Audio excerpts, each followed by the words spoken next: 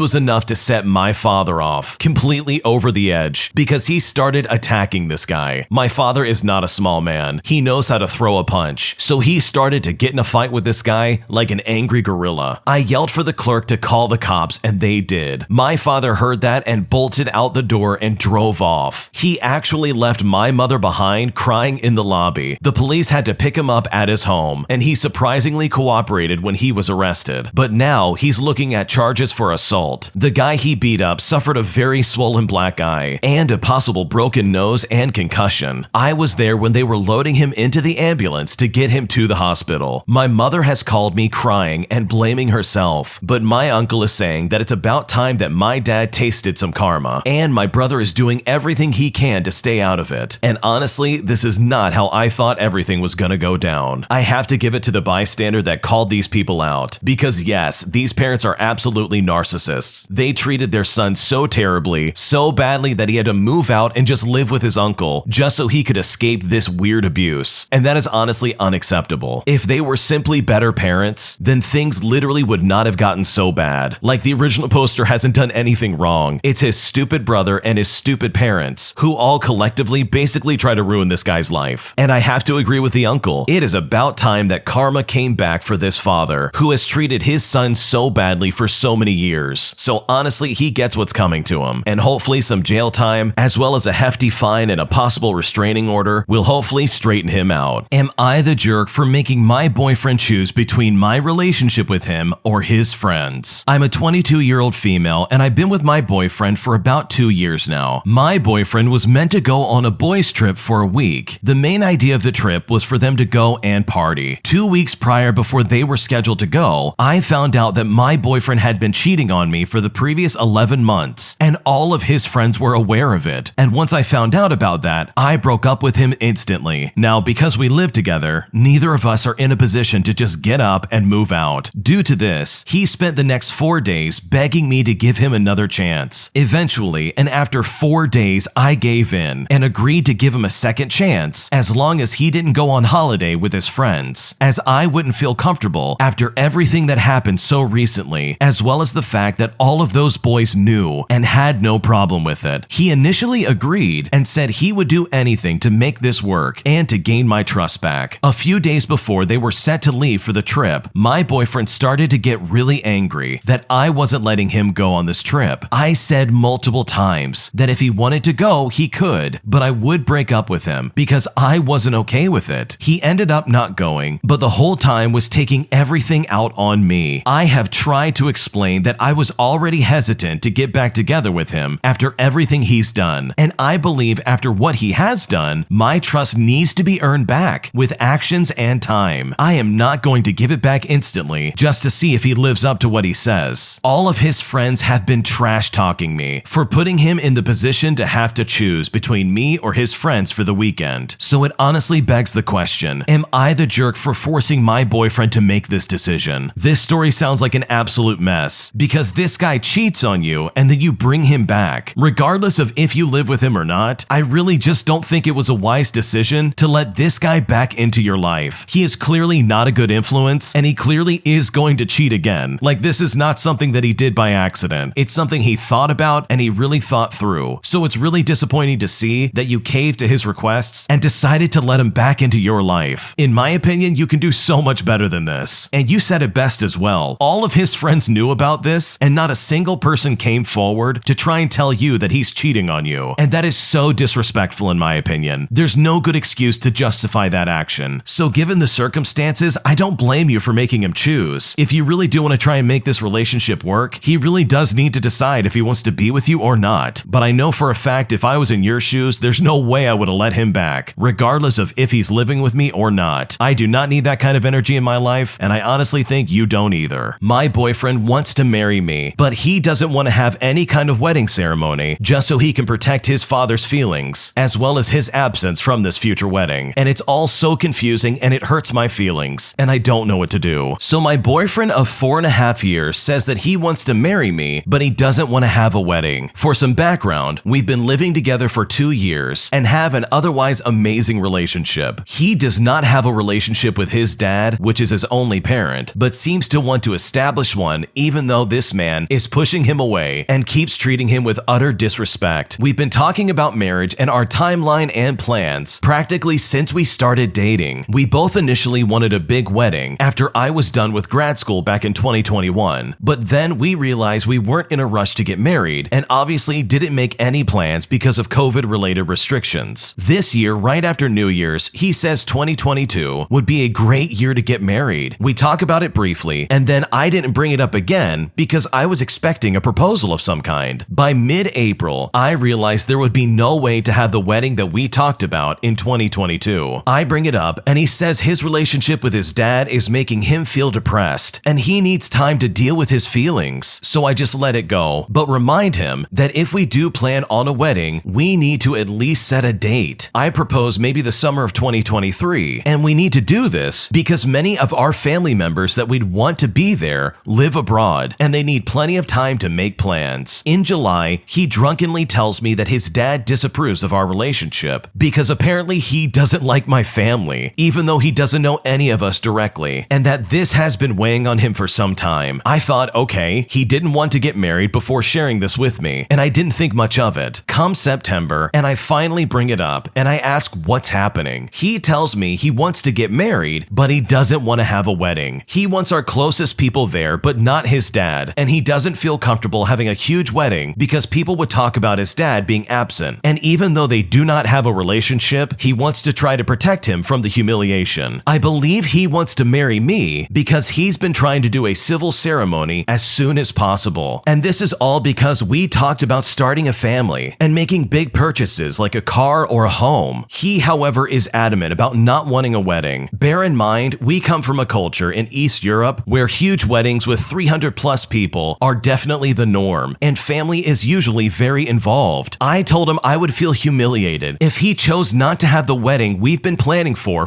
over 3 years. And this is something that I've told my family and friends about. And this all stems back to him just trying to be protective of his father's feelings and the public opinion over his absence, not to mention the fact that this man is against me even though he's never met me. I feel so disappointed, and I'm incredibly hurt that I am now considering breaking up with him. Talking about the wedding so much has made me not even want one, ever, because it will feel forced at this point. I just want him to choose me over anyone, and I honestly don't know what to do. It seems like his father's opinions and his feelings are really driving what he can and can't do in his life. Like, it's totally fine not to have a big wedding or to choose to have like a smaller ceremony or something like that. I think that's something reasonable that you can both come to a conclusion over, but for him to make all these decisions based on his father not showing up to the wedding just to try and protect this father, who, by the way, does not treat him nicely, in my opinion, is a big problem. Like you said it yourself, you want him choosing you over anybody else, and that includes his absent father who doesn't like you for whatever reason. So I think maybe having a conversation about this with him would go really far in trying to figure this out, because this wedding is supposed to be about you two, and unfortunately, he's making it all about his dad. Today, I messed up by accidentally inviting my plumber over for Thanksgiving. My plumber is a really nice guy with a heart of gold. I've actually started smiling when I clog the toilet, because it means he's coming over with his Italian accent and his arcane sense of humor. I honestly couldn't say what it is about him that excites me so much. I guess we all just have people in our lives that we for some reason just enjoy being around, and he definitely is one of those. Yesterday, as he fixed my sink, we had one of our most intimate conversations ever. I told him about my family history of alcoholism, and he opened up about how his ex-wife was supposed to join him in the States a few years back, but instead fell in love with another man. He now apparently lives alone, while all his family is still in Italy, and he just had a major falling out with 3 of his best friends. After he was done working, I opened up a bottle of tequila, and we kept taking shots and talking until both of us were completely wasted. At one point, I guess I felt really bad about his situation, so I invited him over to Thanksgiving dinner, and he began to weep. We hugged each other, and he told me that he really appreciated it so much. Then we took 3 more shots, and he drove home. My wife was already displeased to come home and find me drunk on a Sunday, but things only got worse from there when I told her that our plumber was coming to our Thanksgiving dinner, and at that point she went off. We've only been married a few months, and this is going to be our first Thanksgiving as a family. Her parents and siblings are coming over, and it's a huge deal for her. She really wants to prove herself as a hostess and as an adult, so as a result, she says there's no way the plumber is coming over for Thanksgiving. So now I have to call him or something just to let him know that he can't come over anymore. But that will honestly just shatter my heart and make his next house call very awkward. I might polish off the tequila tonight and send him a text message or something. But either way, my palms are really sweaty, and I honestly am not looking forward to this. What a terrible situation to be stuck in. I mean, you obviously asked him to come over for Thanksgiving in a moment when you were both incredibly inebriated, but I honestly don't think the sentiment is lost in this situation. I think you really did mean it, and I think this guy really does want to come over, and he probably really was looking forward to it. He's clearly gone through a rough year, it sounds like, and it seems like there's been a lot of tragedies in his life. And it really sucks about his ex-wife as well. That's so sad. I mean, she literally left him to go with another guy in Italy, and 3 of his best friends just completely cut him loose, and they had some kind of major falling out, which I could imagine is really hard to deal with. So if I was in your shoes, I would go back to my wife and say, hey, look, this would really mean a lot to him, and maybe explain his situation. It is Thanksgiving after all, and I'm sure this guy would just be over on the side and it wouldn't be a big deal. You can say it's a family friend or something along those lines, and it would really mean a lot to him to have somebody he could spend this holiday with, because honestly, he has nobody. And you can also explain to her that you really think this would do a lot more damage by uninviting him than it would be to just let him come along for Thanksgiving and enjoy the celebration. So hopefully this conversation goes well, because it seems like your plumber really is a nice guy, and I think he would only add to this celebration instead of taking away from it like your wife is clearly assuming. My boyfriend has been incredibly insensitive to the fact that my dog passed away in my arms, and I honestly don't know what to do. I am struggling to forgive my partner of 3 years. My family dog, I'll call her Millie, of nearly 15 years passed away in my arms a few days ago. She was the best girl ever, and I loved her so much. I am heartbroken and full of emotion right now, so I want some outside opinions. My partner recently moved here from out of state and has been staying with my mom for a few months while he finds a place to live. We had been dating long distance for a few years before he moved. I live a few hours from my mom's place and was visiting at the time. Well, on Monday morning, he was due to go pick up the keys for his new apartment. I was going to go with him, but Millie has been unwell for a while, and on Monday morning, just an hour before we were due to leave, she passed away peacefully. My mom and I were devastated. We couldn't stop crying, and we still are. My partner was still getting his stuff together to leave. I was shocked he was still going to go, and after I said that, he offered to stay. He didn't even offer me a hug until I asked for it. Anyway, we agreed that he would leave. I think it was for the best, especially for my mom, as she couldn't be comfortable crying in front of him. As he was walking out the door, her, I kept saying basically that she can't possibly be dead, that this isn't real, this can't be happening. My partner then replied in a very harsh tone that yes, she is dead, multiple times at that. I said to stop saying that, and he said it again as he raised his voice, saying he's dead. That's what a therapist would tell you. And when he said this, I was so shocked, I just shut the door in his face. At this point, Millie had only passed away 30 minutes ago. He has subsequently apologized and sent me flowers and a card for Millie, but it does not make up for what he said. I don't know if anything really can. He showed so little respect for Millie, as well as for me and my mom, who by the way gave him somewhere to live for several months for free. I'm just so disgusted that this is a person I've been in a relationship with. My mom heard him say all this, and she thinks that this was said in a dismissive and heartless tone. Knowing him, it was said as a dig, and it was said in a harsh way. At the same time, it was a high stress and high emotion situation, and I don't know if I'm judging him too harshly. Right now, I feel like I can never forgive him. My mom says I need to consider it from his perspective too. He was just going to get his keys and move. So maybe there's something there, but honestly, I don't know what to do. Yeah, the way your boyfriend was acting was incredibly inappropriate. Him saying over and over again that she's dead and that this is what a therapist would tell you is just super toxic in my opinion. Like there's no reason to act like that. You would think he would have a little bit more compassion towards his girlfriend who's clearly going through a rough time right now. So hopefully this can get figured out because the way he's acting is absolutely inappropriate. And if I was in your shoes, I really would be addressing this with him because I'm sure that if someone in his life, pet, family member, or otherwise, had passed away suddenly in your arms, you would be there for him to support him. So it's just really disappointing to see that he would act otherwise. My entitled, spoiled, rotten older son is an absolute nightmare to be around, as he assumes that everything should be given to him at the drop of a hat. And now, after I told him no, he goes into an absolute rampage and starts a path of destruction, causing me and my neighbors to call the police just to have him arrested. Here's what happened. For context, I'm a 35-year-old female, and I have a son that was born when I was married to my first husband. I was young when he was born, and his father was very bad to me. My ex-husband's mom was constantly in our lives, trying to take over and make my son hers. I left my ex when I was in my early 20s, and my ex-mother-in-law ended up taking my son into another state and filing for custody. She went to a state that has grandparents' rights as ours didn't. I fought her for years and ended up getting remarried to my current spouse, and we had a son together when I was in my mid-20s, a boy who is now 10 years old. I see my oldest son only during the summer and the holidays. I finally got the court case moved to our local court, and the judge said that I was wronged and ordered shared custody and visitation. My ex-mother-in-law made a huge deal that my son needed to stay with her during the week because of school, and the judge went with it so he could finish high school in an environment he was familiar with. My ex-mother-in-law has ruined my son, by the way, just like she did her own. She's given him anything and everything he's ever wanted or asked for. She's taught him no respect and kept him very sheltered. She literally jumps on people if they don't give him his way. So in turn, my son is loud, violent, and all around sad to be around. So he came up to visit during Halloween and showed his awful self. My husband's mom leaves with us and she isn't well. She's doing chemo, she's been a big help with my youngest son, and she does that so that I can help my husband with our business. My youngest is a delight to be around. He's polite, funny, and respectful. We've taught him that you don't expect anything unless you work for it. I went and picked up my oldest, and his attitude started right away because his phone died and the charger I had in the truck didn't fit his phone. He wanted me to get off the interstate and buy him an overpriced one from a truck stop or something. I told him no, I'd get him one when we get into town, and that next time he needs to remember to bring one for the house and the car. I suggested making a packing list ahead of time. Now, my youngest was in the back with his tablet, playing quietly, and my oldest realized that the tablet was plugged into a car charger. He asked his younger brother for the charger, and I told him it's an Apple charger. It won't work with your Android. My oldest said, "You don't know that, shut up." The next thing I know, he's forcibly taking the Apple charger, and he's trying to fit it into his phone, and when it didn't work, he threw it into the back seat of the truck. My youngest just plugged his tablet back up without another word, but I told my oldest son that his behavior wasn't acceptable. Fast forward to today, and my oldest son is still fuming at me because I made him wait. great, and he badmouthed me to his grandma. I left to go to the office, as did my husband, and my mother-in-law was going to take my youngest son to the treat trail for Halloween. She asked my older son if he wanted to go, and he told her to kick rocks. My husband told my oldest son not to speak to her like that, and I knew after that trouble was brewing. I just didn't know how bad it really would be. Apparently, my mother-in-law and my youngest son went to the treat trail, and my older son called my mother-in-law to tell her he wanted some Hardee's, which is also known as Carl's Jr. My mother-in-law told him that there was food at home, and that it would be a while before she could get any. My oldest son told her that she needed to bring it to him right now, so my mother-in-law told him to either eat what was there at the house or to wait. And wouldn't you guess it, my older son started cussing at her and hung up the phone on her. My mother-in-law then called me, and I told her not to reward his bad behavior. I told her we had plans to go out anyways later to eat, and that he would be just fine waiting. When my mother-in-law gets home, she tries to open the door, and her keys won't work. My older son comes to the door and tells her that he's angry and doesn't want her in the house, so he locked her out. He told her to wait outside until he either felt like opening the door or until I came home. My mother-in-law told him to open the door right now. She then called me crying, and I absolutely went off. I called my son and I told him that he does not make the rules in my house, and that he was supposed to go by them, and that he would be punished if he didn't open the door. At this point, he really thought I was playing, so I left the office and went home, and this is when disaster struck. I opened the door and my older son was there on the other side. My mother-in-law and my younger son had been waiting in her car, and my older son was blocking the doorway, saying that he told my mother-in-law to keep outside, and that this was her punishment for telling him no. I told him to move right now. I tried to push past him, and he pushed me back outside, threatening to lock all of us out. I went to go inside again, and he put his hand on my face and pushed me back out of my house. At that point, I had had enough, and I told him, that's it, I'm calling the police. He didn't think I was serious, but I actually did call the cops. I told the dispatcher that my oldest son was refusing to let me into my own home, and he had just put his hands on me. And once I said this, my older son goes into an absolute pure rage. He comes out of the door screaming profanities, as well as threatening me. He tries to take my phone from me, and the lady tells me that she'll send someone right away. I mean, I had to literally wrestle with my older son just to keep him from breaking my phone. At that point, he then tries to go after my youngest son, and he actually tells him that he hates him, and that my youngest son somehow caused his life to be awful ever since he was born, somehow claiming that he is the only one that should have me as a mother. My oldest son also said that he was the only true son, since he was born first from my first marriage, which is absolute garbage. My mother-in-law then locks my younger son in her car, and the older son proceeds to kick, punch, and crack the windows, as well as the windshield of her car. The older son goes after my mother-in-law just as my husband pulls up. He's telling my mother-in-law that this is her fault, and that she just needed to do what he said. My husband tries to restrain him, but my older son is screaming that he will have my husband arrested. The police come and they immediately take over and restrain my son and put him into the back of the van. My husband and I explained the situation, and I told the officer that my ex-mother-in-law had shared custody with my son. So the officer calls up my ex-mother-in-law and tells her exactly what's happening. He puts her on speakerphone and she immediately puts blame on us, saying that we provoked him and that we are the abusive ones. The officer told her that didn't seem to be the case, as a neighbor had come forward and said that she had called 911, plus had a security camera that showed the entire thing. My ex-mother-in-law then jumps to saying that the police here can't do anything with my older son, as he's a resident of another state, which is again absolute garbage. The cop tells my ex-mother-in-law that this is obviously not the case, and it seems like my older son needs to learn how to be more in control of his emotions. The officer hangs up, and my ex-mother-in-law immediately calls me. I put her on speakerphone again because I know she's not the smartest thing to ever walk the earth. My ex-mother-in-law then said that if my older son was arrested, then it would prove that I'm a bad mom, thus proving and justifying what he had said and done, especially when it comes to him saying that he's the true son. She also verified this mentality by saying that he was my only heir, as he was my first son and from my first marriage, claiming that divorce is a sin. I told her that's not how it works. I told her I'm tired of him taking my house over and trying to hurt the people that I love. Long story short, he spent 3 days in juvenile lockup before having a hearing in front of a judge. The judge asked me what I I wanted to do, so I requested that my older son be sent to a group home. My ex-mother-in-law fought the entire way, but had absolutely no ground to stand on, because both officers and my neighbor gave statements. Now my ex-mother-in-law is saying I'm ruining his life, and that I'm a terrible parent, which is honestly just ridiculous. The older son in this story is absolutely a nightmare. I mean, what in the world is wrong with him? This ex-mother-in-law absolutely did a number on this kid. It blows my mind that she had any kind of right to try and claim any kind of custody over this kid, even in the first place. And then she goes ahead and basically taints this kid's mind and turns him into this absolute nightmare of a human being. I mean, that's just absolutely ridiculous, and it's really unfortunate. So good for the original poster standing up for what's right and doing the right thing. You protected yourself and your family when it counted the most. And if I was in your shoes, I would have done the exact same thing. This next one came from the Am I the Jerk podcast subreddit. Check the links in the description if you'd like to submit your own story. Am I the jerk for sending a Karen to prison? I am a 27-year-old male and a father to 2 girls. We'll call them Annie and Amy. That's not their real names. And I was at the mall shopping with my sweet little girls when a woman who looks like the very description of a demon spawn started asking me where it is I found the dollhouse that I currently had. I responded by saying that it's actually in the aisle labeled toys. She said thank you, and then she went off on her way. Now, my kids are always in front of me, so I can never let them out of my sight, and I have disciplined them well to behave in public places. We're Asians who migrated here from the Philippines, but we look very much Japanese, since my parents are actually Japanese who lived in the Philippines and later migrated to San Francisco, which is where we currently reside. This will be important later. So when I was about to pay for my shopping, this woman started walking towards me with the security guard saying, "That's him, sir. He stole that dollhouse from my shopping cart." I got a little nervous as I am confused. First, she asked me where this dollhouse was from, and now she's telling them that I stole it from her, which just doesn't make any sense. So the security pulled me out by my sleeve, out to the parking lot, with my daughters following behind with a nervous look on their face. So I asked if I can reason with the security, and apparently this Karen had already called the cops beforehand. The cops showed up, and they interviewed both sides. So I told the cops, "Officer, I didn't steal that from her." She asked me where I got the dollhouse, and I simply pointed to the toy section. There is even security footage that they can look up to prove my innocence. The entitled Karen basically then called me a liar, saying people like me steal everything from us. And apparently, all because I'm Asian, I've apparently stolen their homes and their jobs, and I should just go back to my home country. And at this point, my 7-year-old daughter is clinging to me tightly, and my 4-year-old is crying, wanting to go home. So after a few moments of reviewing the footage, the cops pretty much knows the entire story. We then proceed to paying for our stuff after that, and the cops asked me if I wanted to press charges, and I said yes. We then find out that this entitled Karen was under the influence of some illegal substance. The security apologized, since he dragged me out without even asking or reasoning with me first. Instead, he just jumped to some kind of conclusion. A few hours later, I decided to go back into the store to buy the latest God of War game, which I will be gifting to my nephew this December. It was the afternoon at this point, so the store is mildly crowded. To my surprise, there are only 2 copies left. I even met this guy while we were both looking at the game, and he said something to the effect of, "Oh, are you gaming for the weekend?" And so I just smiled and nodded to add to the conversation, since I'm not really a talkative guy for the most part. The store employee gave the copy to both of us, and I throw in an extra controller in the basket since they were already on sale. Right at the line of the counter, a lady again asked me, "Is that the latest God of War game? Oh, my boyfriend is gonna love it." And I was like, oh no, not again. I sighed deeply and I faintly said to myself, here we go again. So I said to the lady, yeah, I am sure he's going to love it. Now, surprisingly, I got through the counter without any trouble, but here is where it gets worse. This entitled Karen tried bumping at me, hoping I would drop my bag and that we would somehow get our bags mixed up. To an extent, it kind of worked, but I said to her, hold up, let me check the contents of my pack. And to my surprise, a hairdryer is inside my pack. So I said, I think our bags got switched. At this point, the entitled Karen refused to give me my bag. So I restrained her and pinned her to the ground and called the police. I can tell that this lady is after the God of War game, as well as the controller I was getting. 10 minutes later, the police showed up and asked me to let go of the lady. Again, I told the cops that this Karen is trying to steal from me, and there's security footage to back up my statement, where it can obviously show that the bags got switched. The store employee also told the cops that there are 2 copies left of the game and I got the other one. I also have the receipt on my jacket's left pocket to prove it. Again, this entitled Karen is high, so she got charged with being under the influence of an illegal substance, as well as theft. The best part of my day, though, is the fact that these are two different encounters. I encountered two different Karens in the space of a single day, and honestly, it just blows my mind. The luck that this original poster has is absolutely incredible. They got two Karens in the same day, and both of them were under the influence, which is honestly just baffling. I think if anything, you might want to go shop somewhere else, because it really sounds like some shady people are all over that place that you're going to. So no, I don't think you're the jerk. You did exactly what you need to do, and hopefully in the future, you can avoid these Karens and try to shop in peace. My entitled coworker, who made my life a nightmare while working at the same company as him, eventually gets fired and ends up being homeless. And he honestly has no one else to blame except himself. Here's what happened. So for a quick context, I used to work for 5 years at a call center we will call Ultima. Following my induction back in 2016, I was assigned to a campaign with the code name Quebec, which handles customer and tech support related to a driving app. I remember it because it was badly managed. People were constantly rotated, and we had at least 4 managers until the end of Quebec, which I will explain later. All of the people and corporation names have been changed, by the way, for personal and privacy reasons. On to the main story. It is January 2017. I was assigned to a new work team after my first supervisor and some of my coworkers were fired due to some sketchy fraud. I only survived because I barely interacted with anyone, even my supervisor. Shortly after starting with this new team, I hit it off with 3 coworkers. We will name them Carl, Audrey, and Brianna. These are all fake names. As the 4 of us were together, I see that along came a 5th coworker, about 10 years older than all of us and looked like Gollum from Lord of the Rings. We'll call him Frank. I've seen him around, interacting with my then supervisor until his firing, but he was none of my business at the time. When Frank came to us, he came with an arrogant attitude, demanding us to shut up and to continue doing our respective jobs. I looked at Frank in disgust, thinking in my mind, who does this guy think he is? He then comes to me, looks at me in the eye, and says, I know you. Your team was kicked for committing fraud. You do as I say, or I will have HR take you out. And at that point, I was like, what? Is he threatening me for no reason? Eventually, Frank just leaves, looking at me as if he had just stepped in a fresh dog turd. Following that whole ordeal, my friend Carl messaged me through a private chat and asked me what happened with my team. I told him that my team was sacked because of some fraudulent activity. He then replies that some guys of his team were also kicked out for the same reason. Another friend then joins the conversation and adds that since he became floor support, Frank has been on a power trip and demanding everybody to pretty much work like robots. And not only does he do this to our team, but he also barges into other teams, terrorizing them into silence. Carl then carries on and adds that people tried to report him with their supervisors and even HR, but they were unsuccessful because they were all playing favoritism towards him. We've continued working and chatting in the meantime, just trying to get through our time working here. Then comes March of 2017. Bruce, who was a then operations manager, resigned, and Michael, another operations manager from another campaign, took over. A lot of changes and a lot of names, and as a result, our team was split up. I was assigned to another team, and Frank was changed to morning shift, thankfully, so I wouldn't have to put up with his attitude for the time being. Fast forward to early 2018, and new changes came within the campaign, and you know what that means. Team changes were in the works. By this time, 2 of my original friends were no longer employees. I was teamed up with Carl again, as well as a few newcomers. But things got so much worse when Frank was assigned back to our shift. It turns out that the new manager got word that Frank has already been mistreating the morning shift, and she was not having it. Because of this, Frank got demoted and returned to the afternoon shift and was assigned to our team as the only one available for him. Even in his new role, Frank was still behaving like an entitled jerk, but this time he has become much more vindictive and much more apathetic. During this period of us having to work with Frank, things got so much worse. Whenever one of my coworkers was just trying to do their job, Frank would continue to upstage them, using his longtime knowledge as an excuse. Actually, he would do the same with all the other team leaders as well. One of these days, I was in a bad mood following a dispute with my supervisor over an unpaid day of work. The final straw came when I returned from lunch and witnessed how Frank called one of my coworkers a useless peasant. And this is when I snapped and yelled at him, telling him to shut up, as well as screaming about all the times he made this workplace a living nightmare. My supervisor saw this argument taking place and broke up the dispute and had me, Frank, and the coworker he was belittling called in front of HR to testify on what happened. Expecting the worst, as Frank was still friends with the HR staff, I was eventually called, as well as the supervisor that got Frank demoted, alongside the HR representative who took care of this case. After having Frank and the coworker he was belittling give their version of the entire incident, I gave my final version of what happened. My supervisor also brought some video evidence that Frank was a jerk here. I was eventually let out of the meeting with only a verbal warning for foul language. Frank was eventually suspended for a week and sent to the graveyard shift. And for the rest of that period, things were mostly peaceful. Fast forward to March of 2020, and me, Carl, and another coworker were still in the fold, but several of my coworkers had finally just quit. We all had little to no contact with Frank because we were sick of all the garbage that Frank had put us through. It goes without saying that COVID-19 pandemic already hit, and we were all in the process of going to a home office situation, which means we wouldn't have to have any contact with Frank at all. Time had passed, and we were successfully settled into working from home. The only contact we would have would be between our team, as well as our supervisor and the floor supports. But this didn't last much longer, because as of June 1st, we received a link for a Microsoft Teams meeting. To keep it short, we were informed that because of the multiple complications the pandemic has put the campaign through, the client, who connected with the company, decided to put an end to Codename Quebec. I was offered to continue working in another campaign and actually accepted, but everybody else, including Frank, were all dismissed and lost their jobs. And now, as of November 2022, for the final time skip, I stopped working at my old company in June of 2021 to join another company. Some of my friends all threw a small party to try and celebrate it, and to my surprise, the supervisor that defended me was also there. While having a pleasant conversation and enjoying a night of drinks and fun, it was at that point that Frank's final fate was revealed to me. I was told that Frank was going around being obnoxious and blaming it on us for his current situation. It was also revealed that Frank had been unable to find another job and unable to continue to pay rent, so he was eventually evicted from his place. So Frank is now homeless, and that was the last time that we ever knew about him. And you know what? I don't feel bad about his fate, but I don't feel like rejoicing either. In the end, the only victim here was Frank, who did this all to himself. What a tragic story. I mean, talk about someone who absolutely had it coming. In my opinion, if you put negative energy out into the world like this, then karma is gonna come back to bite you, and it's gonna bite hard. I mean, this guy lost his job, and then he couldn't pay for rent, and now he's homeless. It's tragic, really, but if he was just a little bit better of a person, he probably could have secured some kind of letter of recommendation and found another job that he could do. So it's really just a sad situation. So if anything, this is just a lesson to treat people with respect, because you never know what kind of curveball life will throw at you. So it's better to be nice than to act like some power-hungry jerk like Frank. When you subscribe, make sure to hit the bell to turn on notifications. To finish listening to all the stories, check out the playlist at the top of the description. And if you like Am I the Jerk, make sure to subscribe to Am I the Genius. Everything will be linked down below in the description.